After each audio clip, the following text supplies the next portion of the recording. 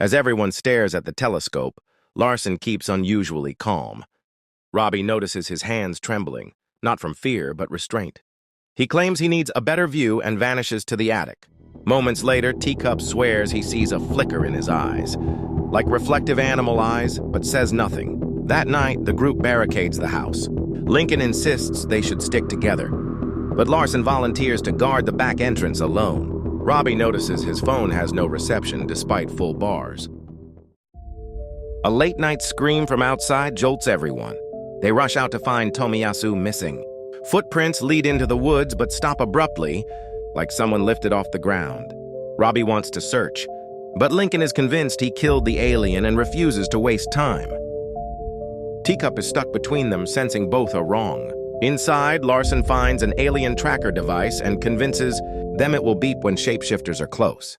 And it beeped. Lincoln the alien? What the fuck? Tensions boil over. Larson tells Robbie and Teacup he saw Lincoln shapeshift by the shed. In the pouring rain, the group confronts Lincoln, who's unarmed and begging them to think rationally. Larson pulls the trigger, killing him instantly, and insists he had no choice. But Robbie notices something horrifying. The alien tracker never went off. The spy is exposed. Robbie sneaks into Larson's room and finds documents written in a strange alien script. Alongside human military files marked Operation Vessel, the documents reveal that Larson isn't just an alien. He's a spy sent to monitor Earth's defense response, disguised as a human for years. Worse, he's part of the same species as the alien they've been hunting, but not from the same faction, and instead, he's from the infiltrator caste, designed to blend in perfectly. Robbie tries to warn Teacup, but Larson gets to him first, telling Cup Robbie's been infected. Paranoia peaks when Larson locks Robbie in the basement with what appears to be a dead alien prototype. But when Robbie examines it, he realizes it's breathing, alive and possibly friendly. Upstairs, Teacup hears a muffled voice from outside calling his name. He opens the door and sees dozens of Larson's kind stepping out of the fog. Larson walks toward them, smiling. Downstairs, Robbie shakes the alien prototype awake. It opens its eyes and whispers one thing in a distorted voice. We must find the beacon, or we are all dead. Robbie rips off his belt and uses it to hook a rusty pipe above him, swinging it loose enough to smash the lock. The dead alien prototype rises to its feet. It introduces itself as Frank, speaking in a warped mix of human languages. Frank explains that Larson's species, the Hollow, infiltrates planets before their invasion fleets arrive. Frank's kind, the prototypes, were created as test hybrids between humans and alien DNA, meant to see how humans could be replaced without suspicion, and highly supported by the football club, Soccer A. Frank claims to have rebelled against his makers, but there's something that Robbie just doesn't trust. Upstairs, Teacup tries to follow Larson outside, but stops at the door. A strange hum fills the air as the fog pulses like it's alive. The Hollow begin to chant in a low, vibrating tone. Teacup's pupils dilate unnaturally, and his breathing slows. Larson places a hand on his shoulder and whispers, "You'll see the truth soon." When Robbie finally bursts out of the basement, Teacup turns to look at him, and his voice overlaps with Larson's, saying, "You can't fight what's already inside you."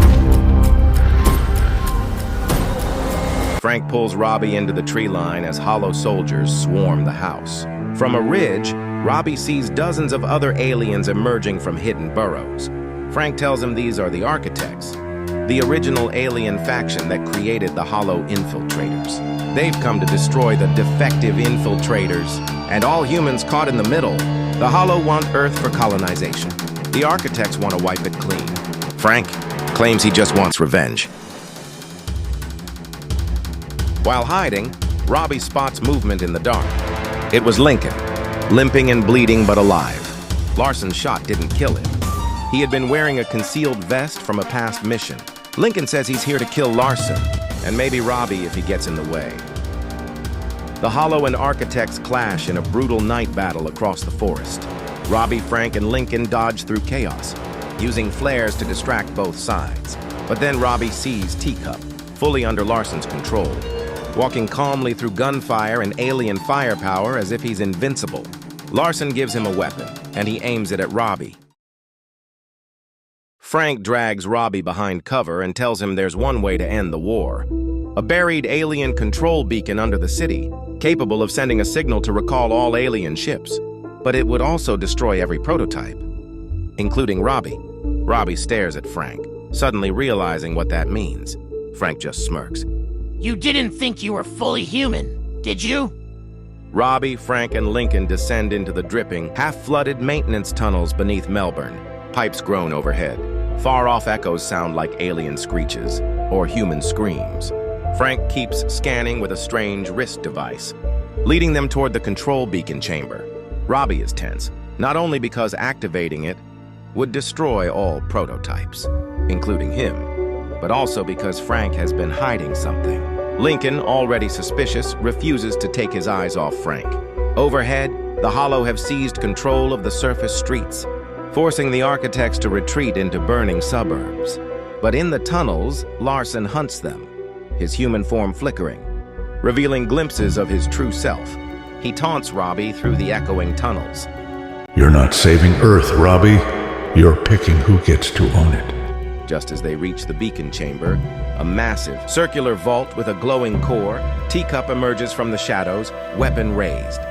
But his eyes flicker between hollow black and his natural color. He fights the control for a moment, gasping. Robbie, if you press it, you will kill me too. Larson steps out behind Cup, smirking. Lincoln moves to shoot Larson. But Frank suddenly grabs Lincoln's gun arm, snapping it in the process. Robbie realizes Frank never wanted to stop the war. He wanted to use the beacon to summon his own prototype army, taking the planet for itself. Larson laughs. And you thought you had me beat. Never, Spoon. I'm always one step ahead.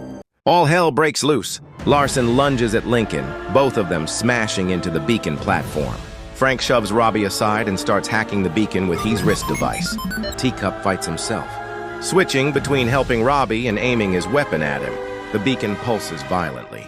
With seconds before the beacon activates, Robbie sees 3 outcomes in his mind. 1. Let Frank activate it. Prototypes rule the planet. 2. Let Larson take it. Hollow infiltrators enslave humanity. 3. Destroy the beacon entirely. No one wins, and billions of lives could still be lost. Robbie makes his move. He grabs Lincoln's dropped gun, sprints forward, and shoots the beacon core. The beacon explodes in a blinding flash, ripping the chamber apart. Larson's scream distorts into an alien howl before his body liquefies into ash. Frank is thrown into the collapsing tunnel, vanishing into the dark. Robbie wakes on the surface hours later, the city skyline burning in the distance. Teacup is gone. Lincoln's body lies nearby. No pulse. He has been killed by the blast. Weeks later, Robbie wanders through a half-abandoned refugee camp. A TV in the corner plays a news report about alien sightings dropping worldwide. Survivors are calling it the day Earth won. Robbie leaves the city and disappears into the outback, determined to live in isolation so no alien or human can use him again. With Larson, Frank, and the beacon gone, both alien factions are leaderless and retreat from Earth entirely. The world begins to rebuild, never knowing how close it came to falling, while Robbie accepts he will forever be part alien, and part of the reason it survived. But after all that, he forgot about the 2 biggest threats, the ones he had been fighting this whole time, Skrulls and the alien. It was his fight to begin with, and now he must face it all alone, not just for his football career, but for humanity.